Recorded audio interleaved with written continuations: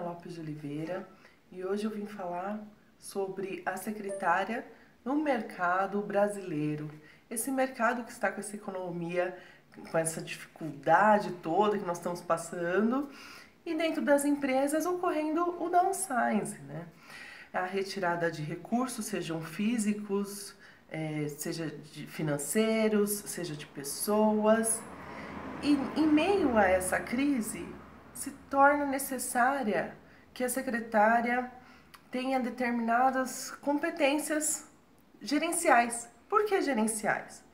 Porque hoje nós não estamos mais com aquele corpo gerencial que tínhamos antes da crise. Precisando com que a secretária trabalhe mais no estratégico, mais do que nunca no estratégico. Em 2009, quando me formei na FATEC São Paulo, se falava da secretária atuando a nível estratégico. Mas que nível estratégico que se falava? Ela tinha que ter a determinada competência de alinhar os processos empresariais de acordo com as metas da empresa e assim estaria atuando no nível estratégico. Hoje, se fala da secretária em nível estratégico muito mais além.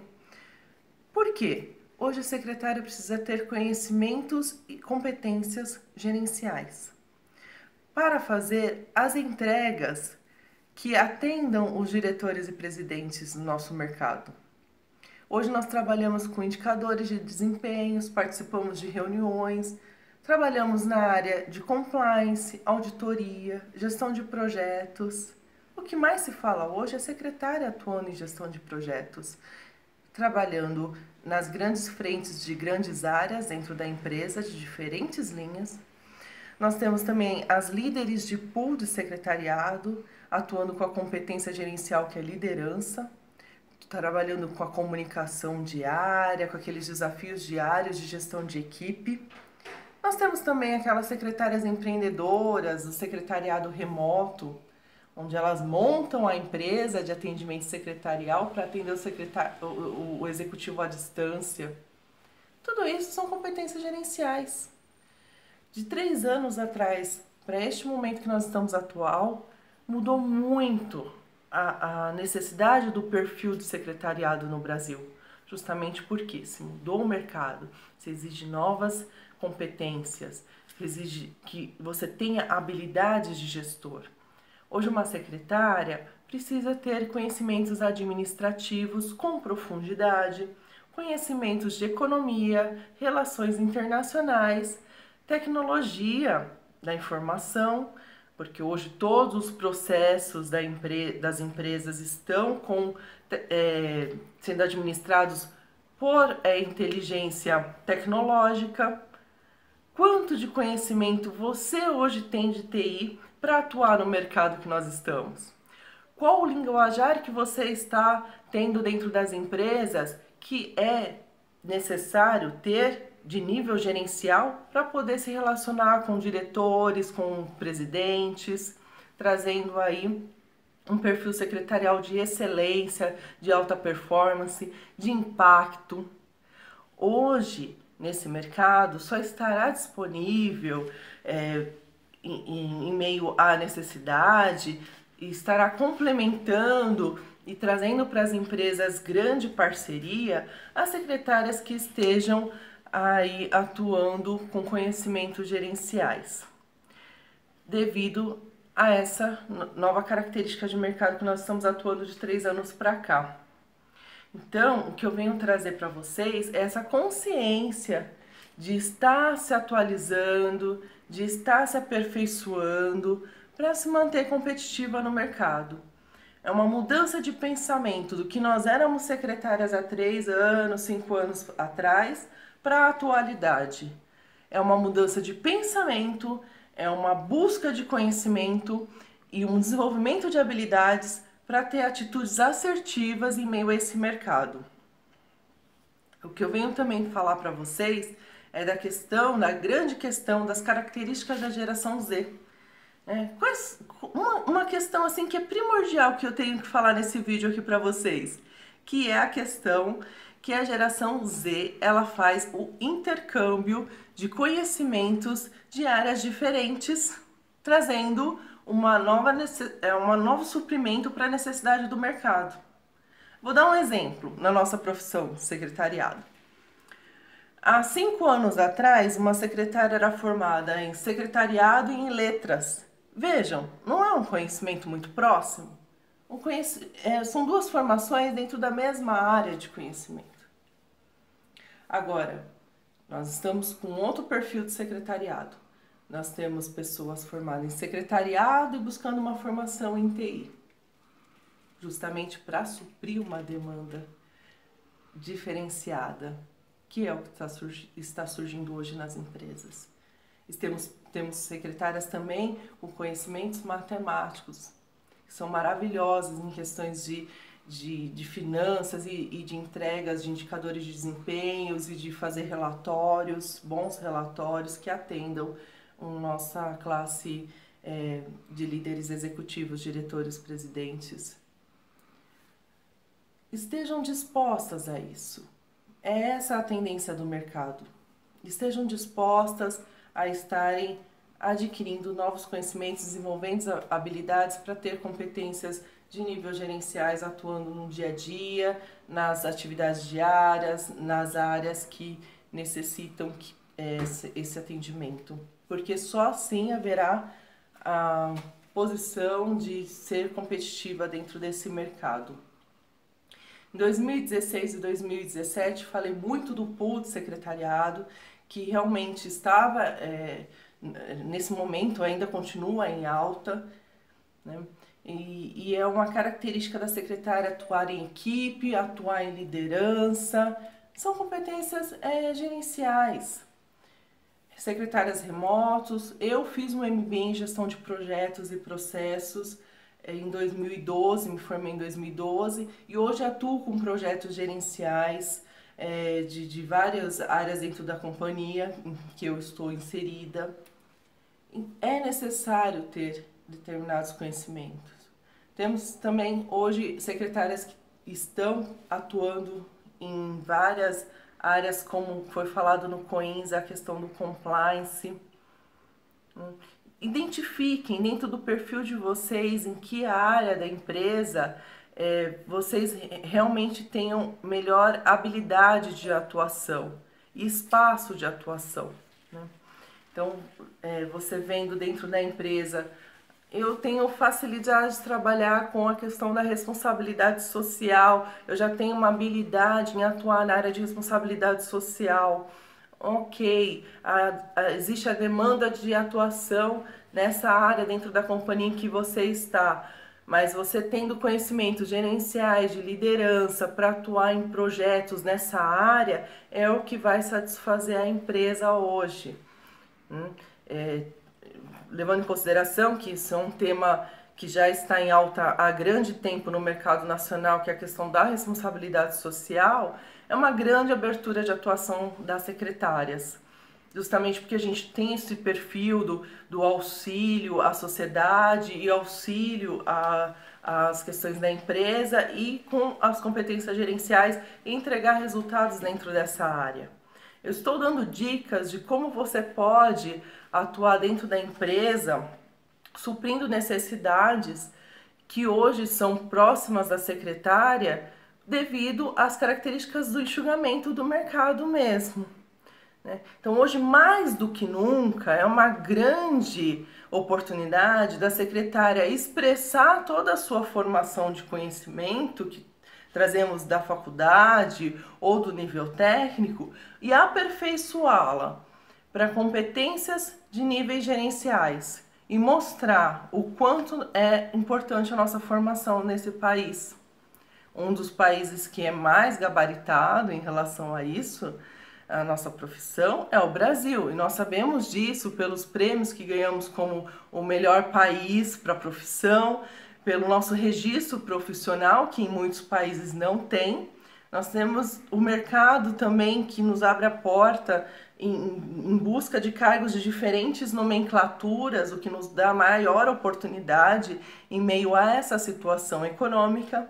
Porém, o filtro para permanecer nas empresas e para estar nas empresas, para estar competitiva, é esse hoje. É o que eu venho trazendo aqui nesse vídeo, que As competências gerenciais são é a maior exigência hoje da secretária no momento. Eu agradeço muito a oportunidade de estar transmitindo aqui os meus conhecimentos, sejam acadêmicos, sejam conhecimentos de mercado, trabalhando sempre com gestores de primeiro e segundo níveis, ou seja, presidentes e diretores. E também quero mesmo comemorar com você esse aniversário de 2 anos da revista Executiva News, que é uma revista que venho trazendo inovação para a nossa área e também que atende o público diverso, de diversas áreas que são executivos do nosso país. Muito obrigada!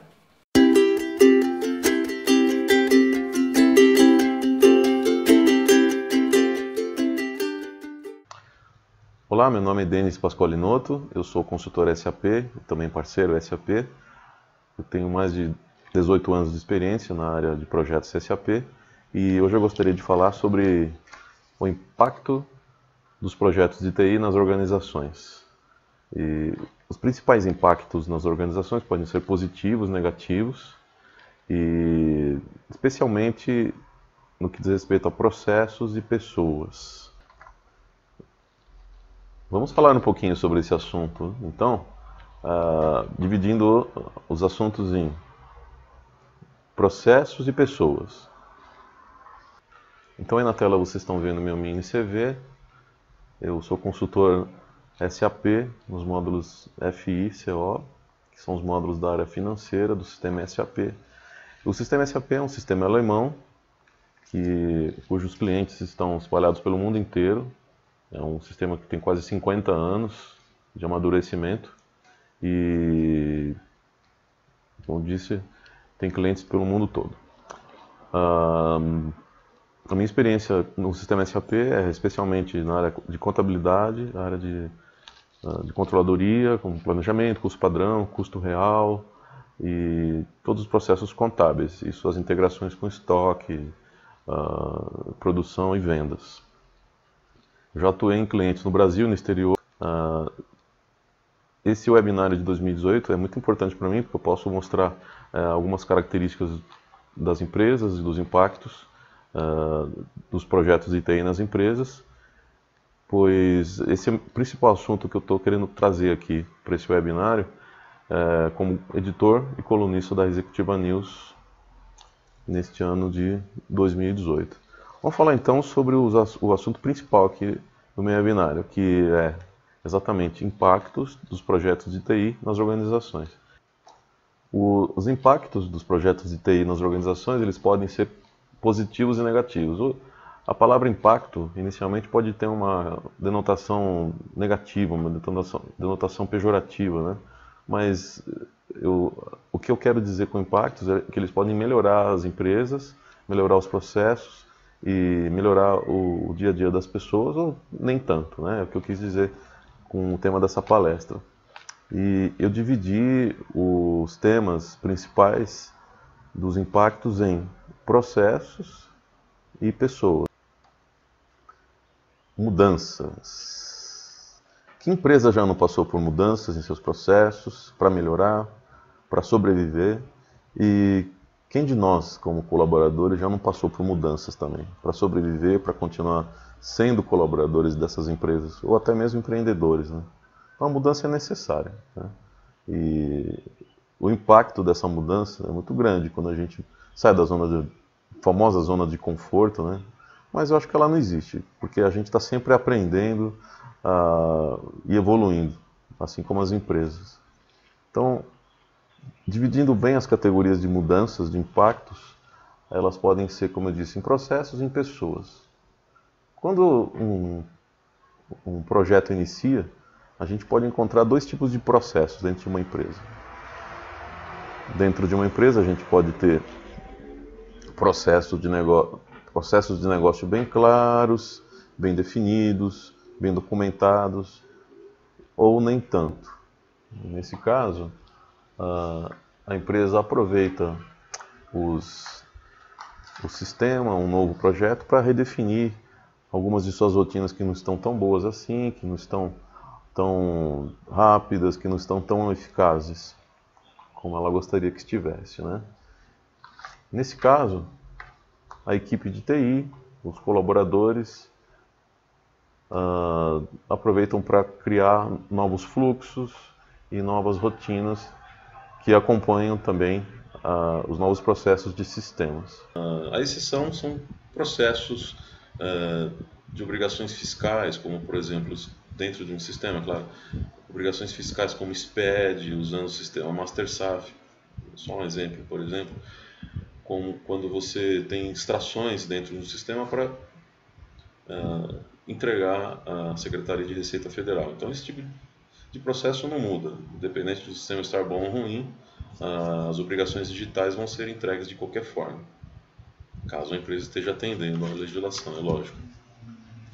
Então, no caso dos processos nem tão bem definidos assim, é um momento onde a empresa aproveita para redefinir alguns de seus fluxos de informações, de seus procedimentos, né?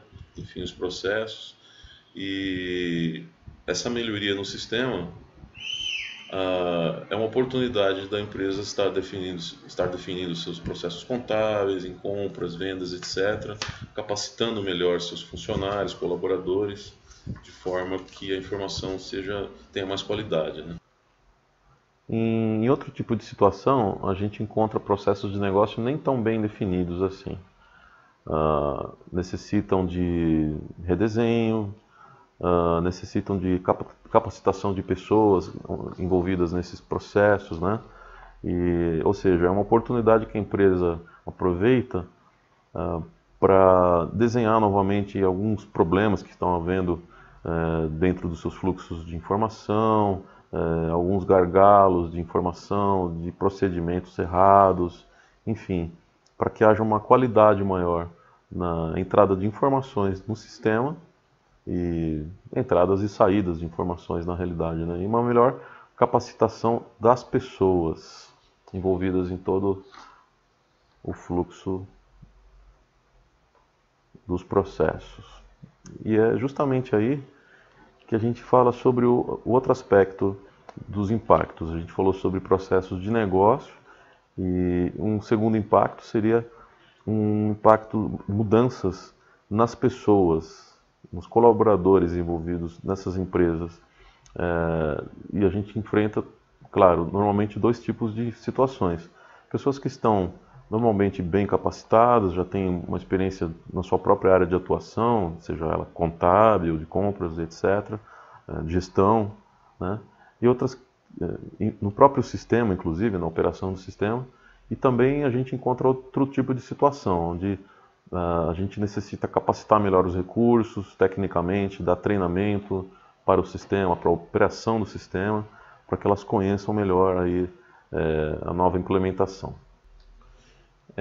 Independente da capacitação que as pessoas já tenham, a capacitação técnica para a operação do sistema, é muito importante que elas tenham a conscientização do papel delas mesmas dentro dos processos em que elas atuam, nas operações do sistema, ou seja,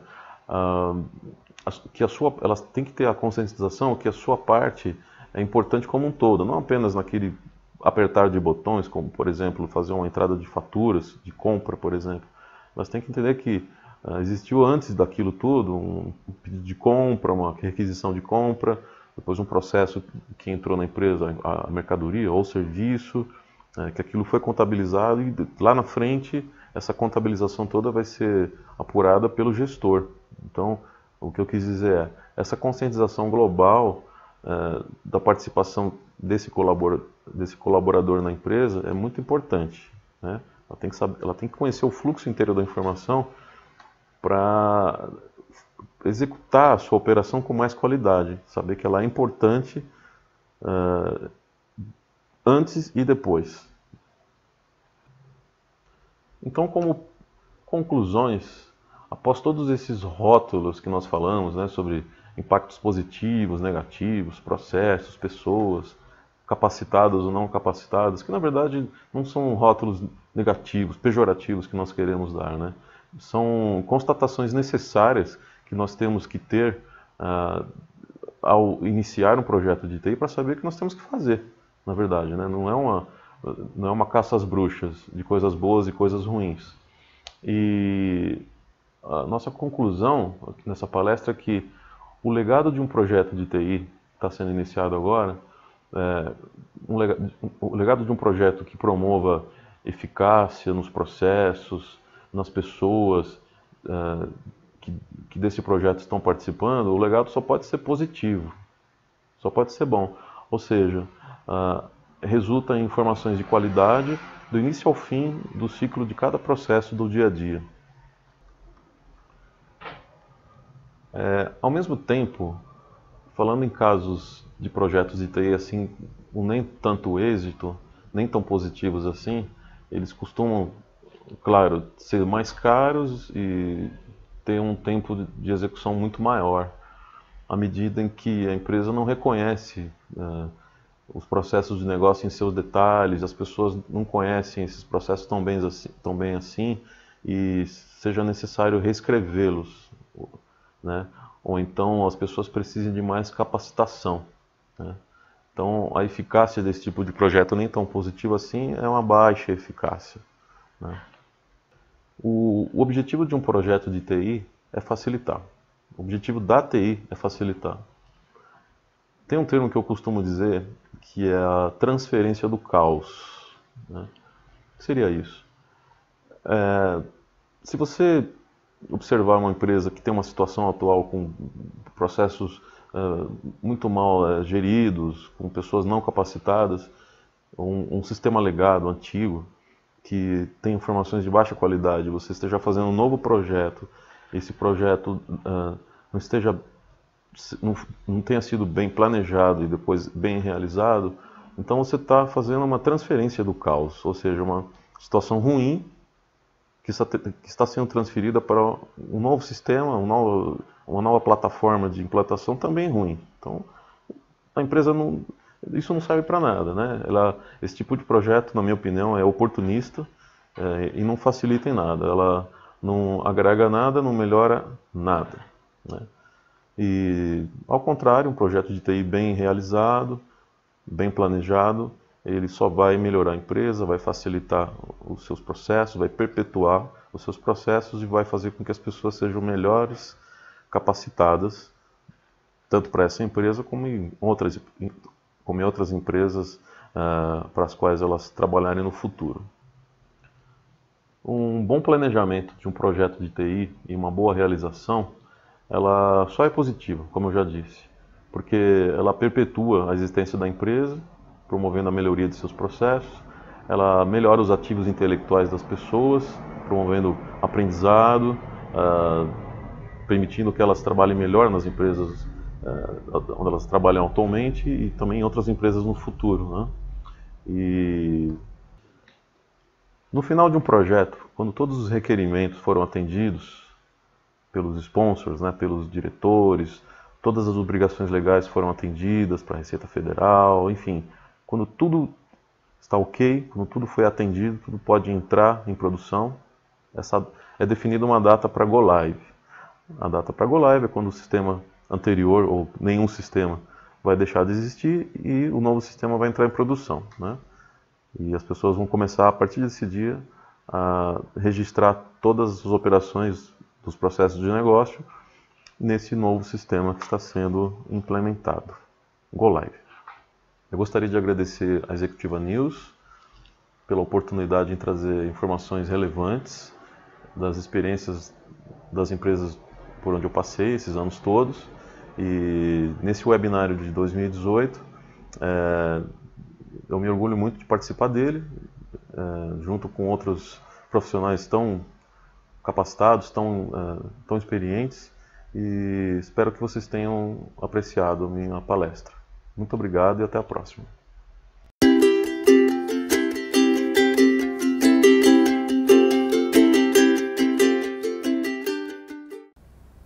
Olá, amigos leitores que acompanham o conteúdo da revista digital Executiva News e este webinário. Tudo bem?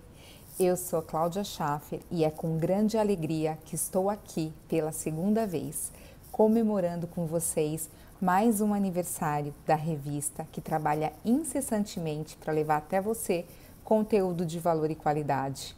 Parabenizo a Sandra Taralo, que é a idealizadora deste lindo projeto, e a toda a equipe da qual honrosamente faço parte. Hoje nós temos uma equipe maravilhosa que trabalha em prol dos mesmos objetivos. Nesta edição eu trago para vocês um assunto que ao longo dos últimos meses tem mudado a minha vida e me levado a um novo patamar em diversos aspectos. Por isso eu escolhi este tema, porque eu acredito que da mesma forma que ele me ajudou e continua ajudando, pode ajudar você também. Falarei sobre autossuficiência. Mas o que seria isso? Vamos lá? A pessoa autossuficiente é a que tem a capacidade de viver sem depender de outras pessoas. Como assim, Cláudia? Se todos precisam de outras pessoas para viver? Calma, eu explico. A autossuficiência tem dois aspectos que se evidenciam, que é o financeiro e o emocional. Dessa forma, ser uma pessoa autossuficiente é ser independente tanto financeira como emocionalmente. E hoje eu vou falar sobre 5 passos para alcançar a autossuficiência. Bem, o primeiro passo rumo à autossuficiência é vencer a insegurança. Acreditar nas próprias potencialidades. Já notaram que pessoas inseguras são sempre dependentes, sejam das circunstâncias ou de outras pessoas? Elas se importam muito com a opinião dos outros e acreditam que alguém é sempre mais competente que si próprio. Pessoas assim costumam tomar atitudes para se autoproteger e frequentemente suas ações não seguem um padrão de conduta moral adequado. Geralmente seu nível de autoestima é baixíssimo. Ter segurança, ser coerente e ativo em suas próprias ideias e ações é ser autossuficiente. Bem, o segundo passo para alcançar a autossuficiência é ter independência emocional. Não devemos nos envolver em emoções que não são nossas. Não podemos delegar ao outro o poder de nos influenciar psicologicamente. Assumir as responsabilidades da sua vida, cuidar das carências, trabalhar a autoestima e construir relacionamentos saudáveis são ingredientes indispensáveis nesta receita. Terceiro passo para alcançar a autossuficiência é a independência financeira. É sumamente importante buscar autossuficiência financeira.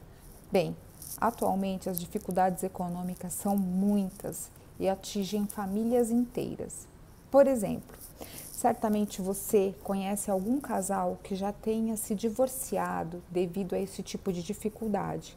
Talvez já tenha passado por isso e discutido com seu parceiro pela má condução das finanças na família.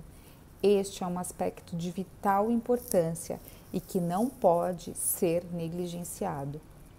Um forte aspecto da boa administração financeira refere-se a conhecer a sua renda, os seus gastos e a controlar o dinheiro em vez de deixar-se controlar por ele.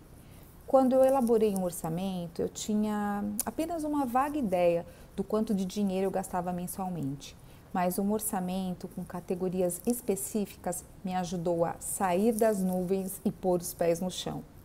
Tá bom, mas o que fazer para ser mais autossuficiente financeiramente falando? Bem, uma maneira eficaz é buscar qualificação profissional a fim de evoluir e, consequentemente, conseguir ganhos melhores. E isso, nós sabemos, é uma necessidade de homens e mulheres e uma proteção para a nossa família. Administrar as finanças com sabedoria, seguir e criar um orçamento, livrar-se das dívidas e investir para o futuro é essencial para proteger a sua família das possíveis adversidades. O quarto passo são as responsabilidades da vida. Ser autossuficiente é ser capaz de satisfazer as necessidades físicas, materiais e também, em certa medida, as suas necessidades sociais e espirituais. é assumir a responsabilidade da vida com garra e disposição, sem cair naquela cilada de culpar os outros pelas escolhas que se faz. Para o nosso desenvolvimento pessoal e profissional, é vital que façamos uma análise dos erros que cometemos. Só assim teremos condições de ponderar, traçar metas e mudar a direção do leme que conduz o barco da nossa vida. O quinto passo é a humildade. Somos seres sociais e tornarmos-nos independentes não é uma tarefa fácil, mas é muito importante que nos dediquemos a isso. Entretanto, é preciso que se faça uma diferenciação. Não depender dos outros não significa que não precisaremos uns dos outros. Acreditar nisso seria muita presunção, arrogância e egoísmo. Ser autossuficiente corresponde a buscar autoconfiança nas próprias ações, de forma a ser útil e participativo na nossa sociedade. Ter consciência de que, apesar de autossuficiente, você sempre precisará das pessoas, assim como eu, e principalmente precisaremos de Deus. Pensando nisso, a LDS Church desenvolveu um programa incrível para ajudar as pessoas no mundo todo a tornarem-se mais autossuficientes. Hoje, nós temos os grupos de autossuficiência que ajudam as pessoas fornecendo suporte e recursos para que membros ou não progridam em direção à autossuficiência. Hoje eu vou fazer um resumo do que são e de como funcionam esses grupos. No total, nós temos 4 grupos. Cada um deles trata de assuntos sumamente importantes para o seu desenvolvimento e você determina em qual fazer parte. O primeiro trata sobre educação para um emprego melhor. O segundo, como encontrar um emprego melhor. O terceiro, finanças pessoais. O quarto, iniciar e melhorar meu negócio. Esse é mais voltado para empreendedores ou para quem tem um intuito, desejo de empreender. Os grupos funcionam como um conselho. Isso mesmo. É um processo de mentoria e aconselhamento. Não temos professores, e sim facilitadores que conduzem este processo de auxílio mútuo e aprendizado em grupo. Os facilitadores, eles ajudam a manter o foco do grupo. Eu já tive o privilégio de ser facilitadora em um desses grupos e foi uma experiência muito gratificante e enriquecedora. Temos à nossa disposição também os manuais físicos e todo o conteúdo está disponível online. Trabalhamos com vídeos e esses materiais de apoio ajudam a criar um ambiente de aprendizado dinâmico e consistente. Cláudia, mas quem pode participar desses grupos? Os grupos são formados em média entre 8 a 14 pessoas acima de 16 anos. Nos reunimos em encontros semanais com duração de 2 horas durante 12 semanas. Toda essa maravilhosa oportunidade de aprendizado e crescimento é gratuita e você pode participar com certeza. Mas o que os participantes desses grupos de autossuficiência fazem? Bem, nas reuniões, os membros do grupo se comprometem a agir. Não só aprendem, mas também fazem coisas que os tornam autossuficientes. Incrível, não é mesmo? Nós assumimos compromissos, ajudamos um ao outro nos compromissos assumidos e relatamos o nosso progresso. A cada semana, escolhemos um parceiro de ação. Dessa forma, fornecemos apoio mútuo entre as reuniões. Durante a semana, nós fazemos contato com essas pessoas e nos certificamos que estamos avançando, pedindo e dando ajuda, direcionamento e também trocamos ideias. O quarto, o certificado de conclusão. Ao término dos encontros, os participantes que concluíram o programa estarão aptos a receber um certificado internacional emitido pelo LDS Business College. Muito bom, não é mesmo?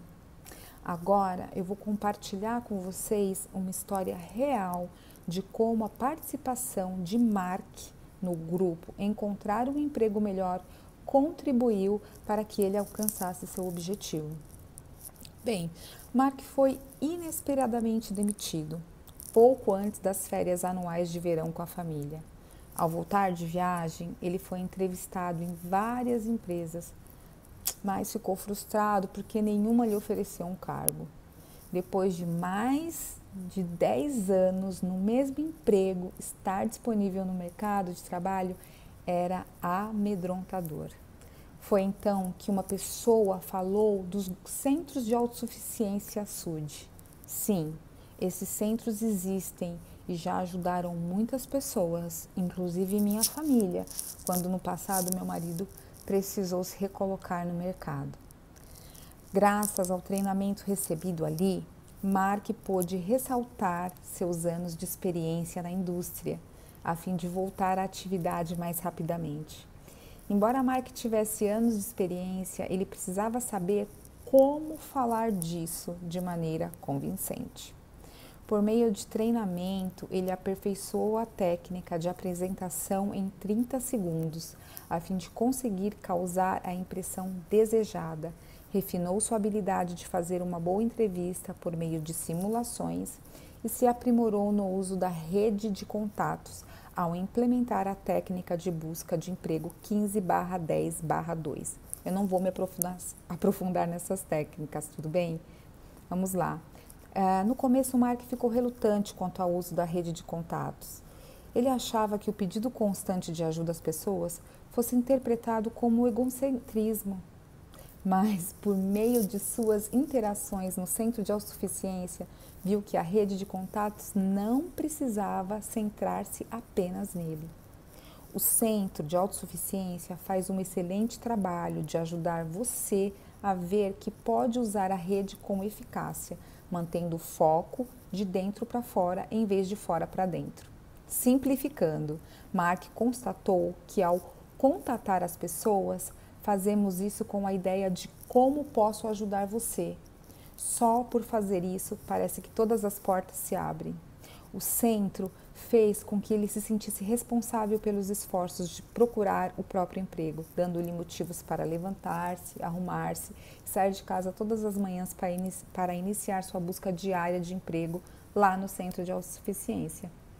Além de receber ajuda para procurar emprego, Mark foi abençoado com foco, direcionamento que recebeu no centro de autossuficiência. Bem, por fim, Mark conseguiu uma nova entrevista em uma das empresas que o haviam dispensado no início de sua procura por emprego.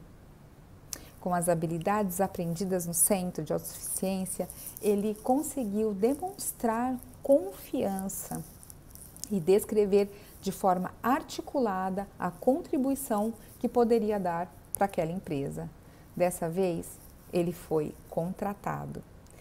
Mesmo depois de ter sido contratado, ele continua usando inconscientemente a abordagem 15.10.2 nas reuniões com seus novos colaboradores. Embora não precisasse mais procurar emprego, ainda vê o benefício de manter-se sempre em contato com outras pessoas do seu ramo de trabalho. Isso realmente o ajudou, pois proporcionou, a partir da perspectiva de uma rede de contatos, uma base sólida para continuar a progredir. Embora as dificuldades inesperadas de Mark quanto ao emprego fossem desafiadoras, os centros de autossuficiência deram-lhe ferramentas para superar o obstáculo e ter o sucesso numa nova função. Adiciono a experiência de Mark à minha própria, pois eu sei, sem sombras de dúvidas, que todos os recursos que citei aqui, seguramente, podem ajudar você e sua família nesses importantes aspectos que evidenciam nossa existência temporal, que são a educação, o emprego, negócio próprio. Eu espero realmente que você tenha conseguido identificar pelo menos um aspecto que você tem o desejo de empreender esforços e progredir rumo à autossuficiência citada. Na edição de janeiro deste ano, da revista Executiva News, eu escolhi um artigo abordando mais sobre esse assunto. Se você tem interesse em alavancar seu progresso rumo à autossuficiência, sugiro que leia. Eu fico à disposição para tirar suas dúvidas, esclarecer detalhes que eventualmente não foram mencionados aqui. Muito obrigada e um forte abraço.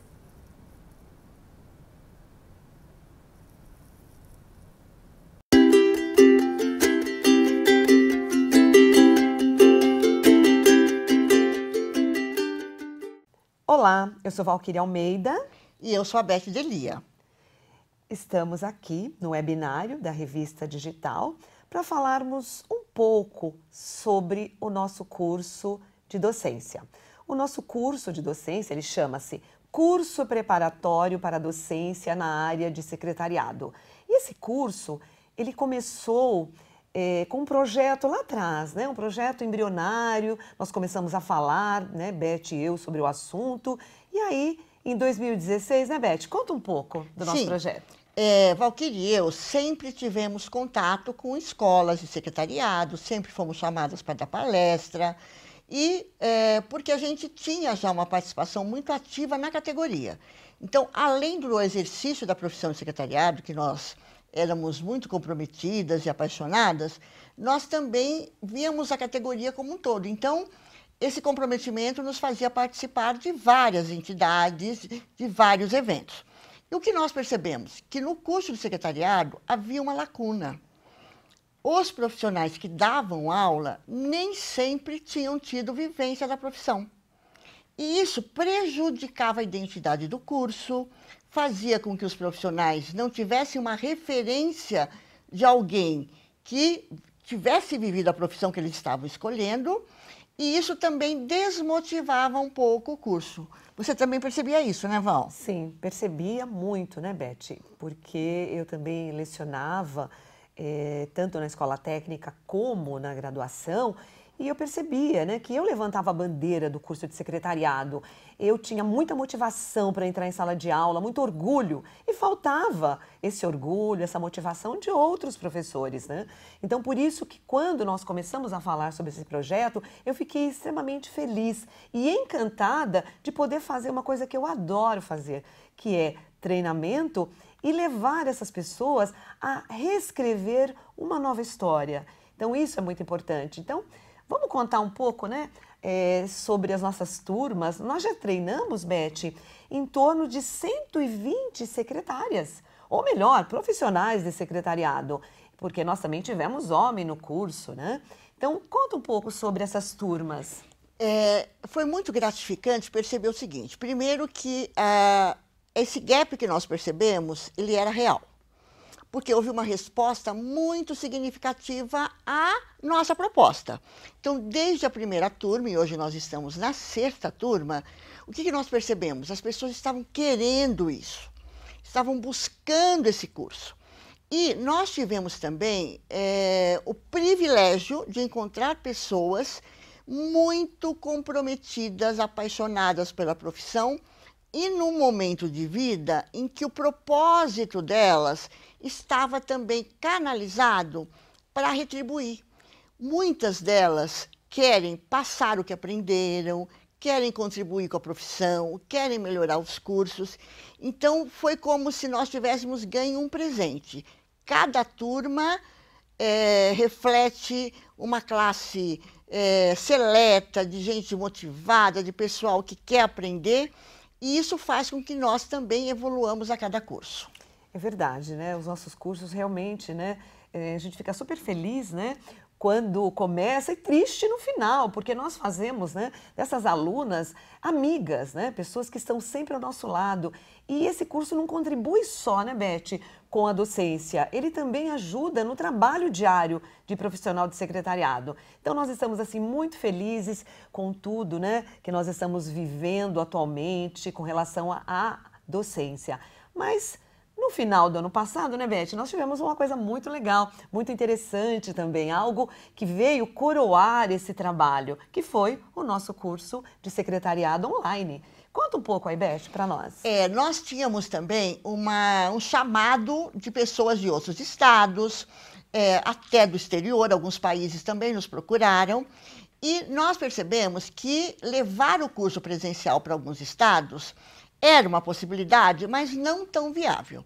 E além de ser uma tendência os cursos online, nós entendíamos também que o docência online seria uma forma de ampliar a nossa missão, o nosso legado, e possibilitar que outras pessoas pudessem também usufruir desse curso que está apaixonando muita gente, formando profissionais e principalmente formando profissionais conscientes para continuar a missão do secretariado. Infelizmente, a gente está, nesse momento, lançando esse curso. Nós tivemos a felicidade de ter um parceiro que comprou a nossa ideia e deu um casamento perfeito. E hoje nós podemos falar que o curso online já é uma realidade e está indo para o ar. E já é um sucesso, né, Beth? Já é um sucesso, porque nós estamos em contato com muitos profissionais no Brasil e até em outros países, né? Como você mesma falou agora. Então, a oportunidade está agora para todos, né? Esperamos você também nessa modalidade do curso online e também no presencial. Queremos agradecer a você, né, que está nos assistindo, e agradecer em especial a Sandra Taralo, da revista Executiva News, né, Beth, que nos deu essa oportunidade. Aliás, a Sandra, ela está dando oportunidades seguidas para a gente. Recentemente, nós fomos matéria de capa, o que também ampliou a nossa visibilidade, e agora ela nos dá esse espaço importante também para falarmos um pouco mais do curso de docência. Até uma próxima oportunidade. Muito obrigada.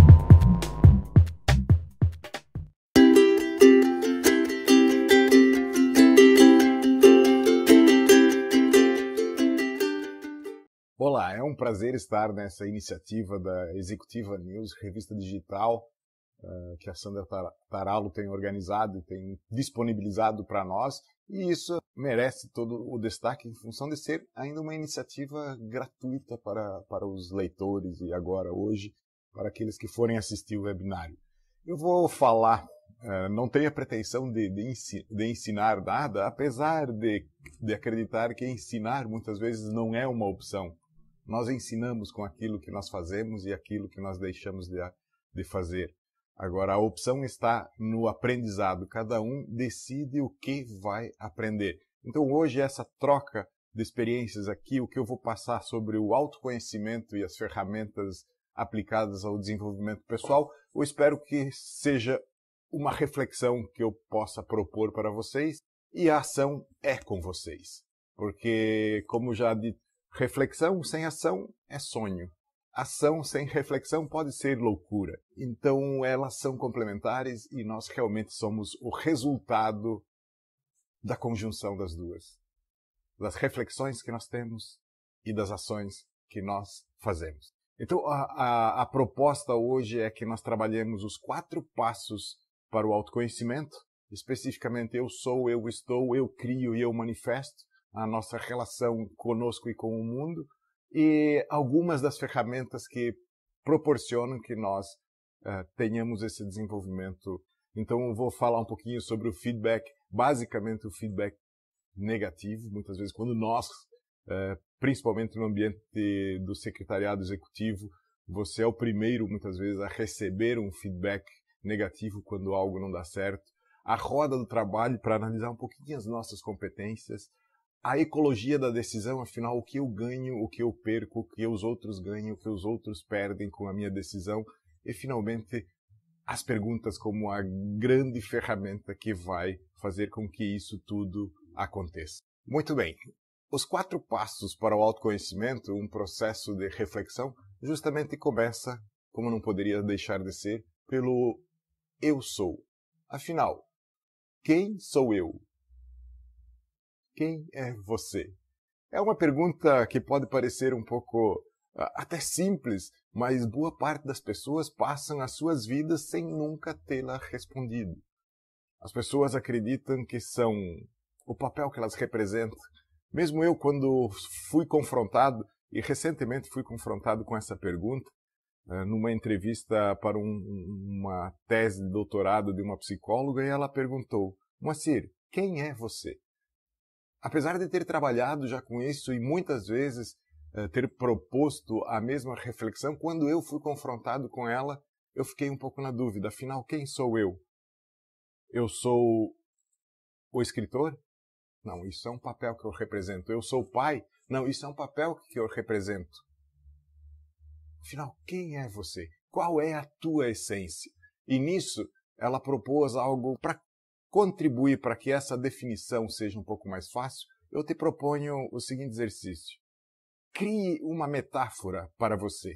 Uma comparação com um animal, pode ser, com um pássaro, com qualquer ser vivo. Crie uma metáfora. Aí ela comentou o seguinte, que muitas pessoas se comparavam com um tigre em função da agressividade. Outras pessoas se comparavam com uma águia em função da agilidade e da ampla visão. Outras pessoas se comparavam com um tubarão, com um esquilo, enfim. As pessoas criavam diferentes comparações. E eu fiquei pensando sobre isso, sobre qual o animal com o qual eu poderia me comparar para fazer uma metáfora, e eu não cheguei a conclusão nenhuma.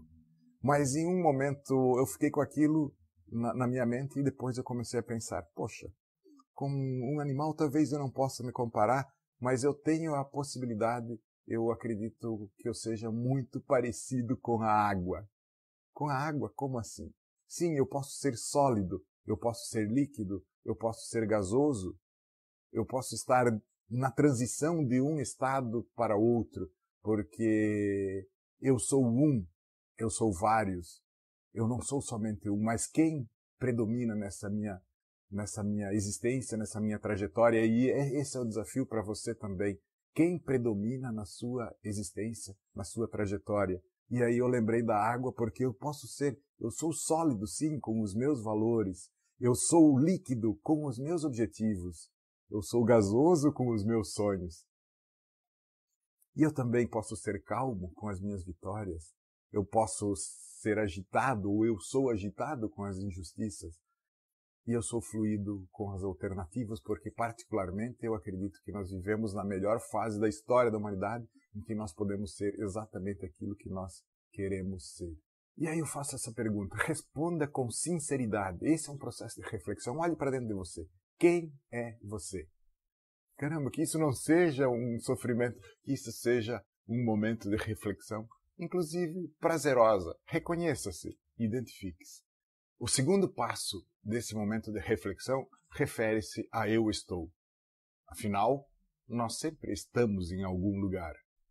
Agora, nós realmente estamos onde nós nos propusemos estar? E esse talvez seja um dos grandes desafios da nossa realidade, com tantas possibilidades reais e virtuais de deslocamento rápido, de estar em qualquer parte do mundo em função da tecnologia que nós temos. Então, agora, o grande desafio é estar onde nós realmente estamos. E você, quando está no seu trabalho, você realmente está de corpo e alma no seu trabalho? Quantos de vocês estão aqui agora, nesse momento? Se vocês se inscreveram para participar desse webinário, é porque vocês escolheram. Agora, quantos de vocês que estão num smartphone e, ao mesmo tempo, as mensagens de WhatsApp não param de entrar? As notificações do Facebook continuam bipando.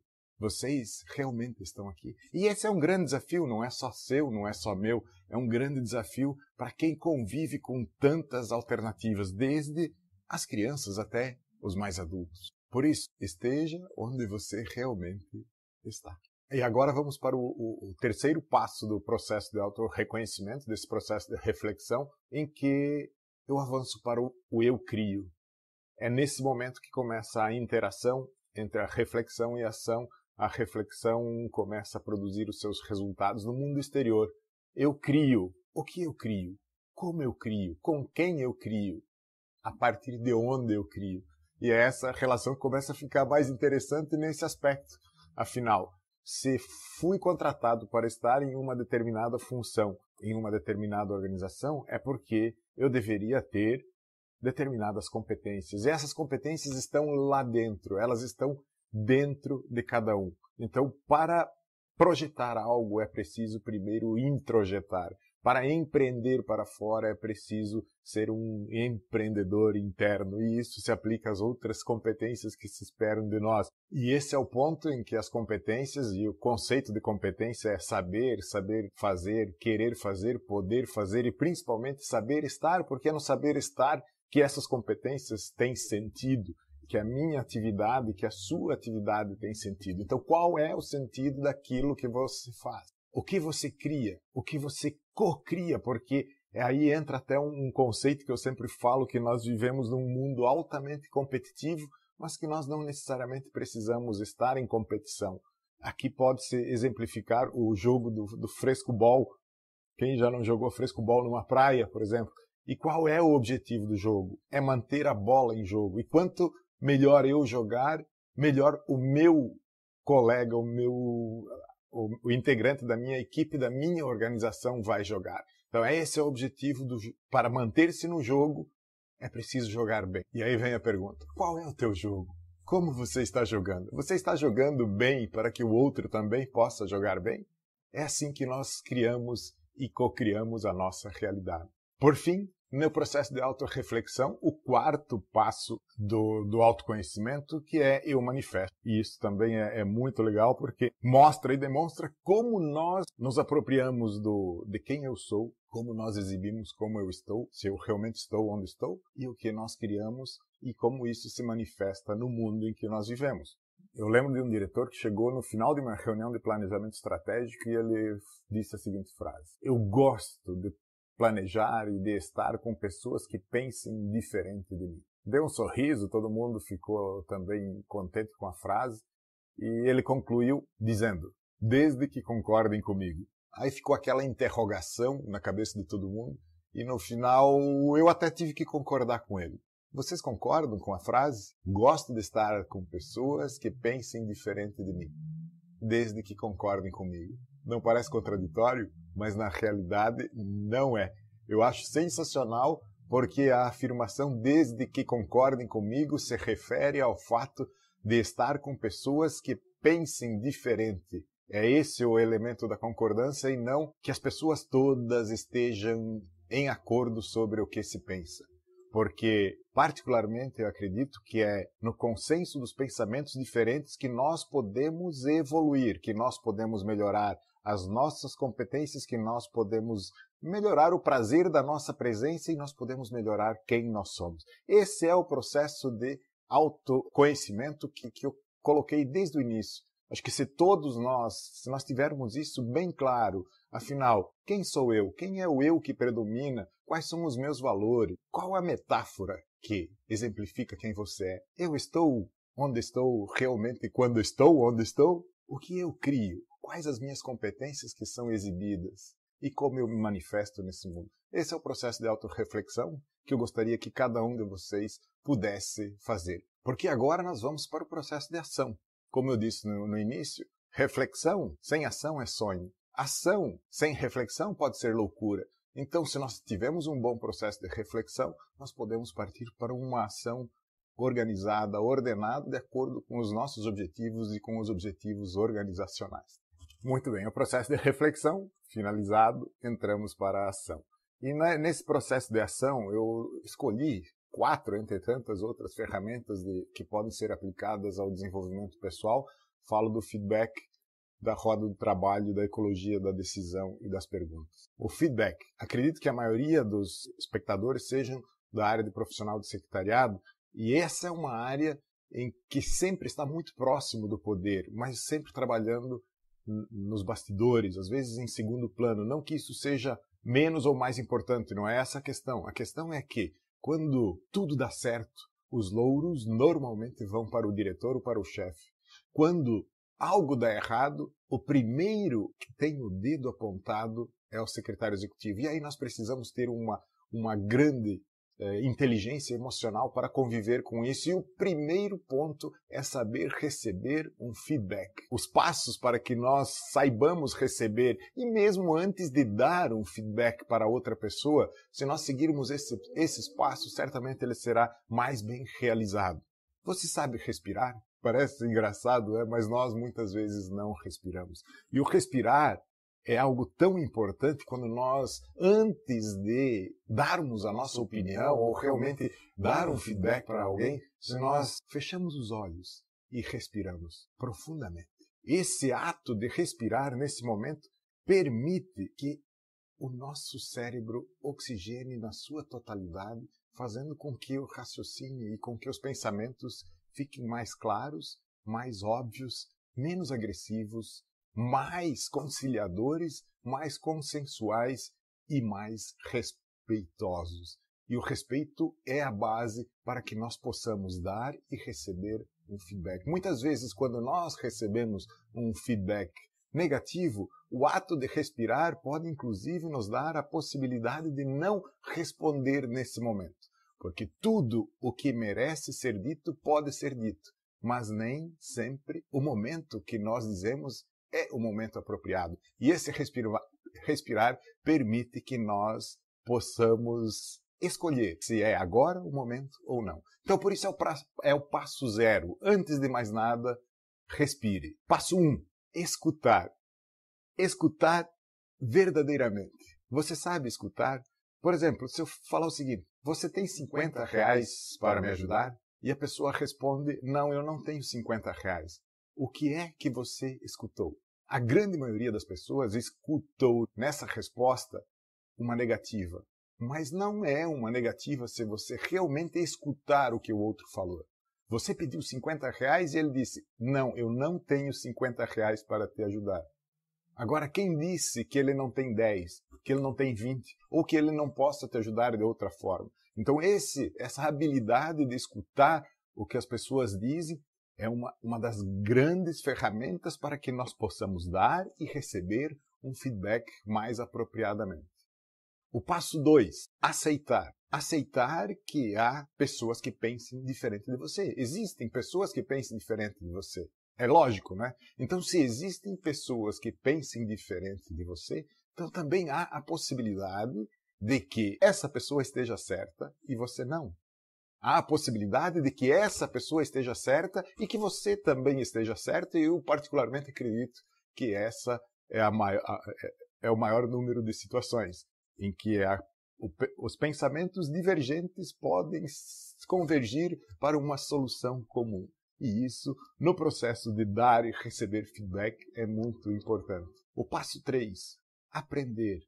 Lembra que no início eu falei, ensinar não é uma opção. Nós ensinamos com aquilo que fazemos e com aquilo que não fazemos. Aprender é a opção. Aprender está no pensamento diferente de alguém e está a grande possibilidade de aprender. Então, se existe a possibilidade de que alguém pense diferente, que essa pessoa tenha com essa visão diferente, nós podemos aprender algo novo. Porque é diferente daquilo que nós entendemos, talvez uma mesma situação. Passo 4, dialogar.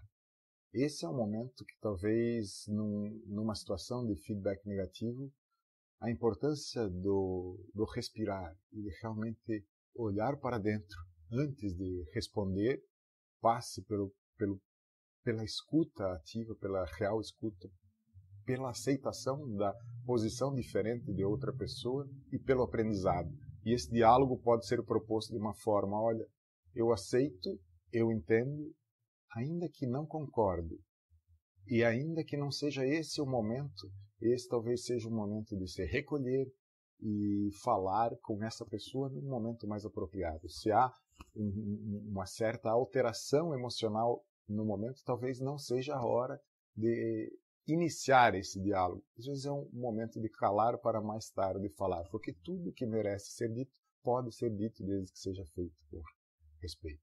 E o passo 5, dentro da forma, dentro do relacionamento em que o feedback é considerado uma ferramenta muito importante para o desenvolvimento pessoal, é o agradecer, é o muito obrigado, mas o muito obrigado não no sentido da gratidão passiva, mas o muito obrigado como uma gratidão ativa, porque é como o português se expressa. Quando eu falo muito obrigado, eu me comprometo a fazer algo concreto por você.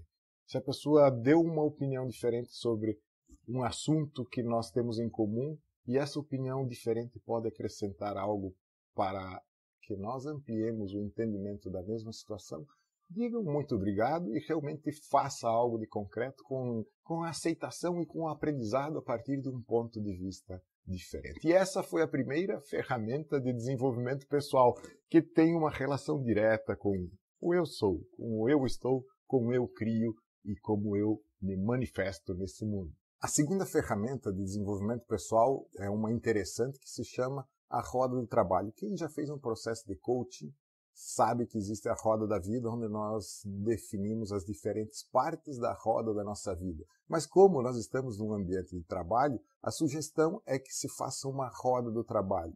Eu peguei as 8 principais competências de um profissional de secretariado, que são esperadas desse profissional de secretariado, e as coloquei numa roda em que, a partir do centro dessa roda até o perímetro, você tem a classificação de 0 até 10. E eu pediria para que vocês, no ambiente da sua organização ou em casa, fizessem essa autoanálise. Quais são as competências que realmente são esperadas de você? E se classifique de 0 a 10. Dê uma nota para cada uma das competências que são esperadas da tua função na tua organização. Mas dê uma nota sincera, dê uma nota objetiva, para que depois, a partir daí, você possa talvez tomar umas ações para que você melhore, para que você se desenvolva nas áreas que realmente são importantes para você e para a organização. Por exemplo, se uma das competências esperadas de você fosse a capacidade de articulação e operacionalização dos procedimentos internos da tua área, qual a nota real que você daria para você mesmo? De 0 a 10. E depois, a partir disso, observando, fazendo todas as respostas, analise como está a sua roda de competências no trabalho. Eu, fazendo rapidamente um exemplo, vocês podem ver na tela, acabei dando algumas notas de 0 a 10 nessa avaliação, e realmente, se nós olharmos para essa roda, você vai perceber que uma roda dessas, com as competências em formato tão desigual, elas dificultariam que a roda continuasse no jogo. E esse é o desafio, que nós equilibremos as nossas competências para que isso possa circular de maneira mais harmoniosa no ambiente de trabalho e também com os colegas e conosco mesmo, que nos provoque menos ansiedade e mais desempenho, ok? Depois disso, você consegue escolher em quais as áreas que você vai atuar. Por exemplo, se a tua atividade exige que você fale, seja fluente no inglês, analise qual é o grau de fluência no inglês em que você está.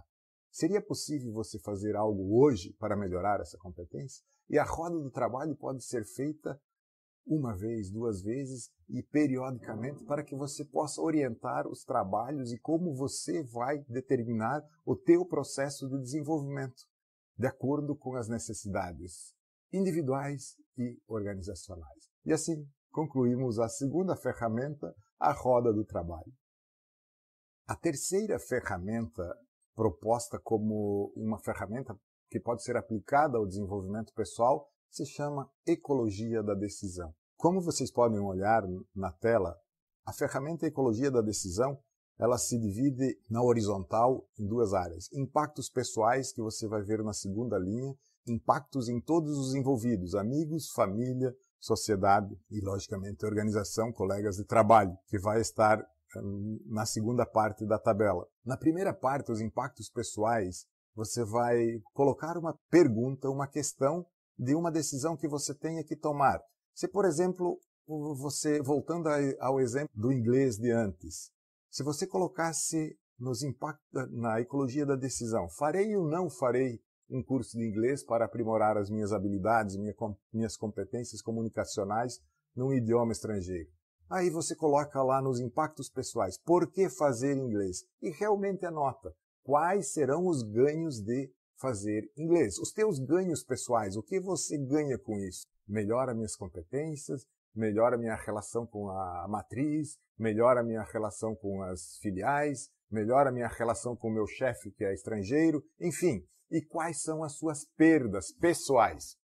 O que você perde ao aprender inglês? Você vai ter que pagar 50% do curso, você vai gastar tempo todas as terças, quintas e sábados, você vai gastar o seu tempo fazendo inglês. Na parte dos impactos pessoais, na segunda parte, você vai ter lá a pergunta: por que não fazer inglês? Quais os ganhos que você teria de não fazer inglês? Teria algum ganho? Eu tenho mais tempo para ficar com o meu filho, eu tenho mais tempo para ficar com o meu marido, eu tenho tempo de assistir o jogo de futebol. Quais são os seus ganhos? E quais são as suas perdas pessoais ao não fazer inglês, ao optar por não fazer inglês? O que você perde pessoalmente? Faça esse processo para os impactos pessoais. E na sequência, avance e faça essa análise também para os impactos em todos os envolvidos. Nos envolvidos principalmente nos envolvidos na tua organização. Afinal, por que fazer inglês? O que eu ganho com isso? O que as pessoas à minha volta ganham com a minha competência mais elevada nesse quesito especial? Eu estarei jogando frescobol com isso? Eu estarei oferecendo o meu melhor para que o outro também possa ter o seu melhor? Quais as perdas das pessoas envolvidas se eu fizer inglês? Vai haver alguma perda? E isso também pode ser aplicado com a pergunta olhando pelo lado negativo. Por que não fazer inglês? Quais serão os ganhos da minha organização? Quais serão os ganhos da família? Quais serão os ganhos da minha equipe? Quais serão as perdas? Então faça essa análise e você vai ver que é uma ferramenta que complementa as ferramentas anteriores. E a partir de agora, nós vamos para a quarta ferramenta, que particularmente eu acredito que seja aquela que faça com que as outras todas funcionem. As perguntas. E por que as perguntas são tão importantes? Em primeiro lugar, porque eu acredito que as perguntas movem as pessoas. É a partir de uma pergunta que se cria um movimento, se criam novos mapas mentais e se criam ações. Que horas são agora? É natural. Muitas pessoas até podem ter olhado no relógio, outras pessoas podem ter pensado, porque a partir de uma pergunta, o nosso cérebro, independentemente da nossa vontade, ele começa a trabalhar na busca por uma resposta. Então, numa próxima vez que talvez você vá para uma reunião, muito mais do que ter as respostas, eu espero que você elabore perguntas, porque se você não tiver a pergunta certa, é muito provável que você responda o problema errado. Então, as perguntas movem as pessoas e criam alternativas, criam soluções. As perguntas também são um sinal de respeito. Se eu pergunto, você quer ajuda? Você precisa de ajuda? É muito diferente do que já chegar ajudando, muitas vezes sem saber como ajudar. As perguntas também precisam ser elaboradas com cuidado, porque se você for fazer uma pergunta para um chefe, talvez seja diferente da abordagem que você vai fazer ao fazer uma pergunta para um colega de trabalho. Esse cuidado nós também temos que ter ao fazer as perguntas. Qual é o nível de intimidade que eu tenho para a pessoa que eu vou dirigir a pergunta, para não cometer uma gafe, para não ser invasivo, enfim, para que a pergunta realmente mantenha a sua grande função, que é manter os canais de comunicação abertos e explorar as novas possibilidades, as alternativas que surgem a partir da elaboração das perguntas. E as perguntas são tão efetivas. Se eu estou numa cidade, quando eu paro para pedir alguma informação, se eu pergunto para a pessoa qual é o melhor caminho daqui do hotel até o centro da cidade, na cabeça daquela pessoa, independentemente da sua vontade, criam-se várias opções, criam-se várias alternativas. E, inclusive, na cabeça de quem elaborou a pergunta, também surge o questionamento que pode produzir resultados diferentes e inovadores, muitas vezes. Todas as outras ferramentas que eu falei lá na frente, o feedback, a pergunta pode operacionalizá-lo. A roda do trabalho, a pergunta pode operacionalizá-la. A ecologia da decisão é fundamentada em perguntas, porque no final nós somos reflexo das ações, das reflexões postas em ação. E reflexão somente ocorre a partir de uma pergunta. Quem sou eu? Onde estou? O que eu crio? Como eu me manifesto? E ao responder essas perguntas, eu desafio vocês e ao final vai estar aí o meu e-mail. Gostaria que talvez, se quisessem, compartilhem comigo. Gostaria de desafiá-los também a criar uma metáfora sobre quem é você. E se quiser compartilhar comigo, agradeceria. Vou ler com o maior carinho e talvez escrever um texto. Gosto de escrever e gosto de ter essas ideias de como nós nos autoavaliamos. O processo de autoconhecimento, que é o processo de reflexão, permite que realmente nós possamos exibir as ações que de nós se esperam.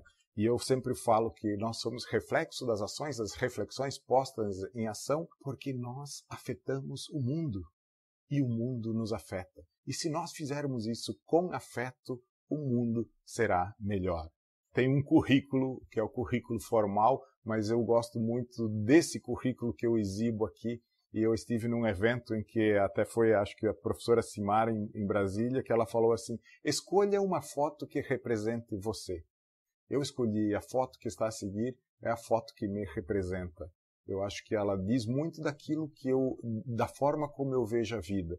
E finalmente, 2 princípios que me acompanham em tudo que eu faço: respeito e aprendizagem. Particularmente, eu acredito que esses 2 princípios, esses 2 valores, devem estar presentes pelo menos na forma como eu vejo o mundo. E aí o meu currículo se resume a essa frase abaixo, que eu acredito sim que eu tenho muitas razões para viver bem, porque a motivação é uma opção. Também creio que a disciplina é a liberdade que me permite fazer escolhas conscientes, levando-me a viver de forma a fazer tudo que eu possa compartilhar com os pais e que eu tenha orgulho de contar para os meus filhos. E talvez esse processo de autoconhecimento, das reflexões postas em ação, se eu conseguir, todo dia que eu consigo viver dessa maneira, eu consigo terminar o dia sentindo-me melhor. E o processo de reflexão e autoconhecimento, ele também passa pela assimilação. Então, tudo que eu falei até agora, isso não é algo meu. Isso é algo que foi compilado de conhecimento já exibido, que está presente na trajetória humana da Terra, e seria muita pretensão da minha parte dizer que isso é algo novo e é algo meu. Então, a reflexão, sim, ela está fundamentada em muitos dos livros que eu li, mas a reflexão sem ação é sonho, e é por isso que da reflexão provocada e produzida pelo conhecimento acumulado por outras pessoas e pela própria humanidade, surgiu um livro que é o Olhe Mais Uma Vez, surgiu o Perguntar Não Ofende, que é o coaching para o profissional de secretariado, surgiu outro livro que é o Reino de Logo Ali ao Lado, e surgiu também Superação à Marca do Ser Humano, assim como O Ladrão de Si Mesmo. Então, reflexão, sim, a leitura, os cursos, as formações, elas nos permitem o processo de reflexão. Os livros que lancei e produzi são resultados do processo de reflexão. Porque reflexão sem ação é sonho. Ação sem reflexão é loucura. Muito obrigado e espero que tenha contribuído de alguma forma. Um abraço e até uma próxima.